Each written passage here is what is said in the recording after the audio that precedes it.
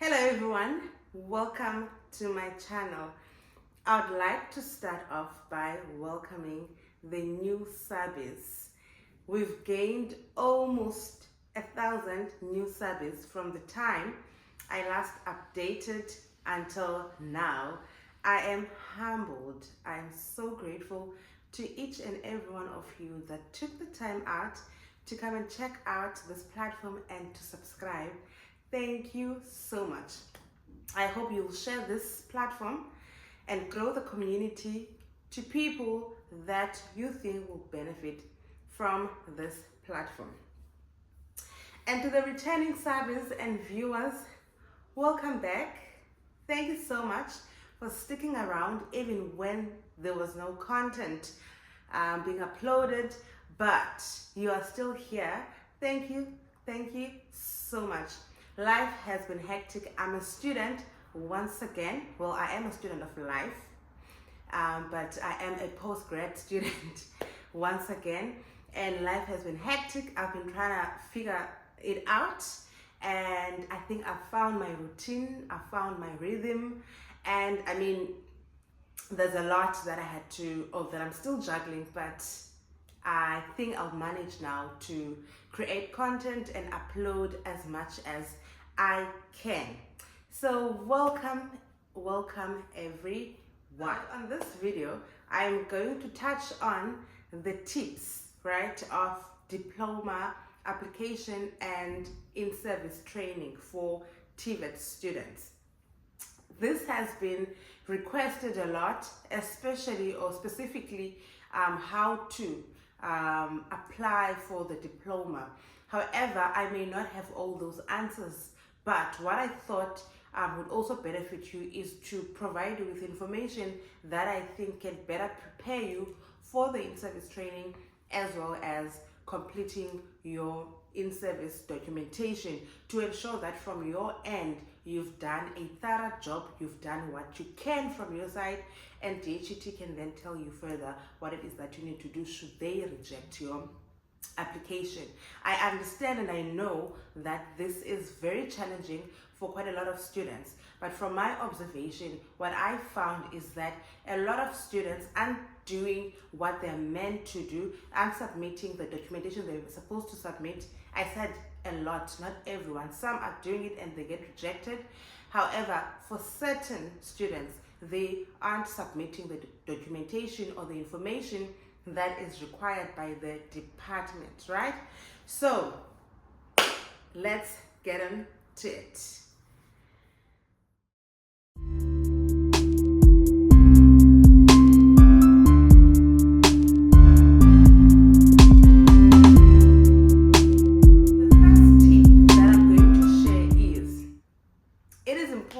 To understand the requirements of your diploma, right? So for example, if you are a student studying business management, or you are in business studies, you would need to know how many hours you need to complete, or how many months you need to complete in order for you to apply for your diploma, right?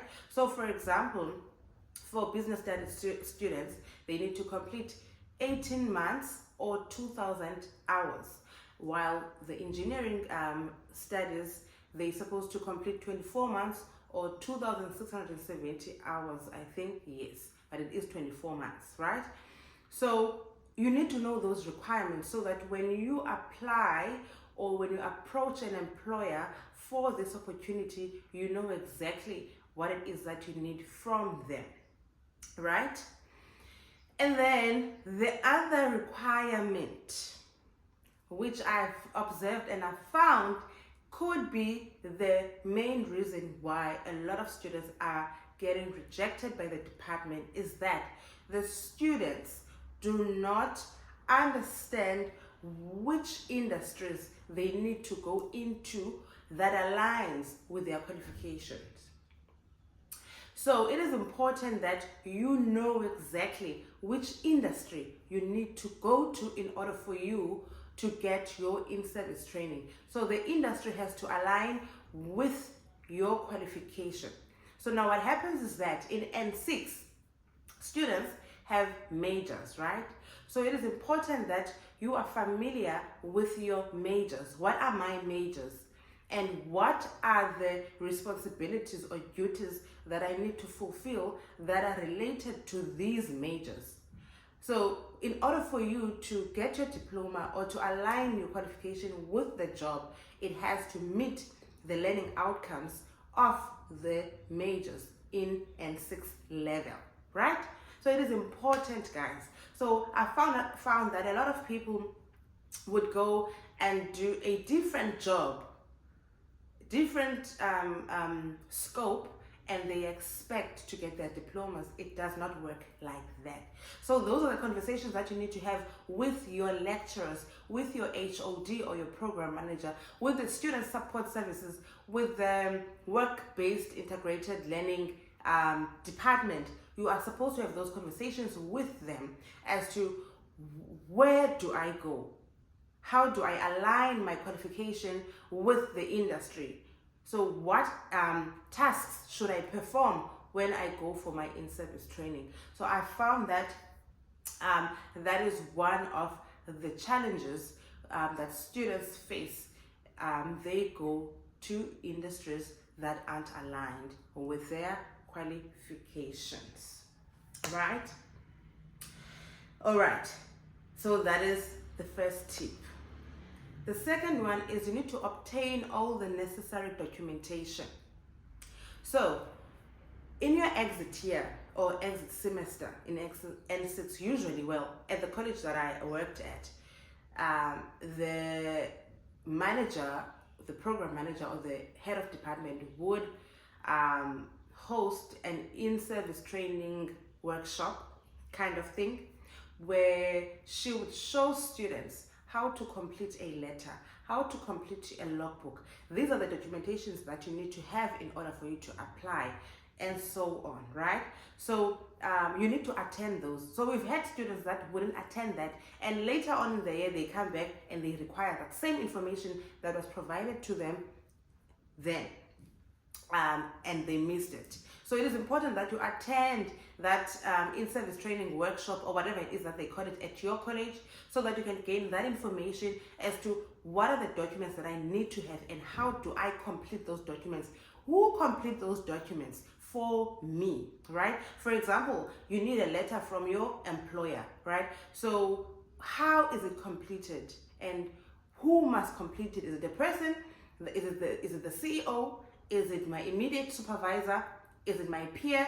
Who is it, right? So it's important that you can answer those questions. So it's important that you are proactive, guys, because often that maybe lecturers won't do it, maybe some colleges won't do it, even though they're supposed to do it, but those are the questions that you need to ask in preparation for your work integrated learning. So be proactive and ask those questions, seek for that advice.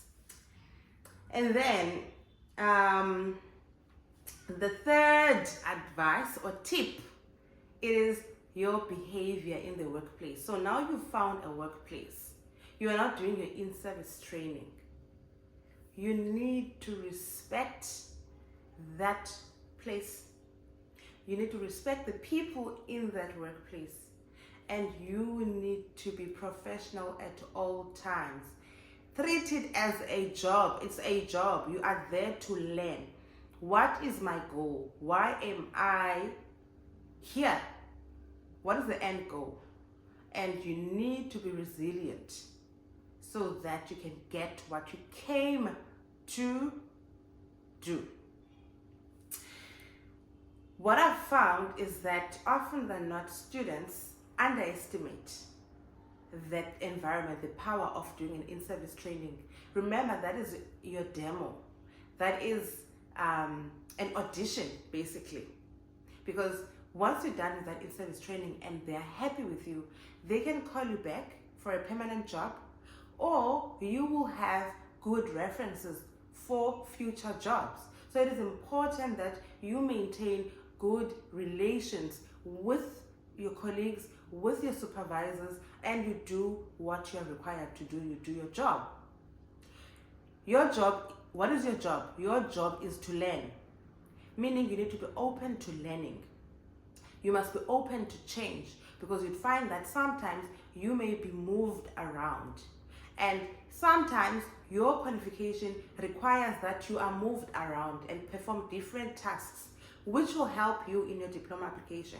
So don't feel like, oh, they're making me work too much. Then grab that opportunity. Anything that you're exposed to that will benefit you, grab the opportunity. Do not be lazy. It's not just going to work and showing up and you sign your logbook and that's about it. Nope. You want to maintain a good relationship with your supervisors, and you want to have someone that will vouch for you and write a letter on behalf of you to say that you are brilliant, you know what you're doing, you are this, you are that, all the beautiful things that they can say about you in order for you to get your diploma. So your behavior in the workplace, work ethic is critical. So do not take it for granted. I'm saying this because I know, I've seen it, I've observed it. I was shocked when a student told me that they've been suspended. And my question is, how are you suspended in an in-service? Like, it doesn't make sense. And you want to avoid the situation whereby you work at different places. Now you don't know who must write the letter for you, who must sign for you. It's all confusing. It's 18 months. It's 24 months. Stick it out and do what you need to do. For as long as you are not feeling that you are being abused or unfairly treated and all of those things. If it's work that you need to do, or the learning that you need to do that is tiring to you, then I don't know, we can't help you, unfortunately. So you need to go there with an open mind. Learn as much as you can, take in as much as you can, and go out there, come back, knowing very well that you've acquired a lot and you've built relations, you've built a network that can further help you to progress in your career. That's that.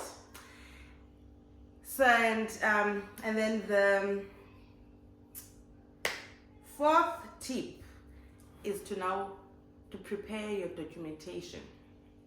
So I would highly advise that you go back to your college once you're done and you get someone that can help you in completing the documentation, in preparing the documentation. So what should I have? I should have my letter, I should have my logbook, I should have a copy of my ID, I should have my N4, N5, and N6 certificates, certified, or whatever the case may be. All of those small bits now you are putting together because you are preparing for the submission, right? So ideally consult when you are stuck so that you can be assisted, and then you can then take it further. You can then submit your application. And in any case, upon submission, you'll submit your application at your TVET college, and they will review your documentation and they will advise if there's anything that you still need to do, and you can then do so. But ideally, you don't want that. You'd want to know everything that you need to know before compiling everything and submitting your documentation. So yeah, that is now the preparation of your documentation. So the college will then send it off to DHET, and then DHET starts their own process, and you wait for the feedback. So the feedback will be sent to your college, and your college will contact you, and voila, you've got your diploma, right? So all of this happens through your college. I've had people asking me if I can't assist them, should they send their stuff to the department and all of that. Ideally, do it through your college. So go back to your college and ask for assistance if you thought that you could do it yourself. All right. Also, I would really like to reach out on people that have done this, because I know the request was to show how to complete the documents and all of that, and I don't have that experience, right? So I would like to reach out to students that have submitted their diploma applications. If you are here and you are watching and you'd like to share your journey, because I've seen people paying people to help them complete the documents. Guys, you're all struggling. All TVET students are struggling. They're trying to find jobs, they're trying to complete their qualifications, and we're not trying to scam people here. So if you are willing to share the how-tos and the do's and don'ts, reach out to me. We'll talk and we'll decide what we can do and how we can share that information, whether it's a live on Instagram, a live here on YouTube, whatever the case may be. Just reach out to me so that we can share this information, because it is really a challenge and it is a need. So please do reach out to me, whether it's a person or people from different departments, engineering, general studies, and business studies. It will be great to get all those perspectives as to the hows and the do's and don'ts. So please do reach out to me with that information so that we can share it with the rest of our community.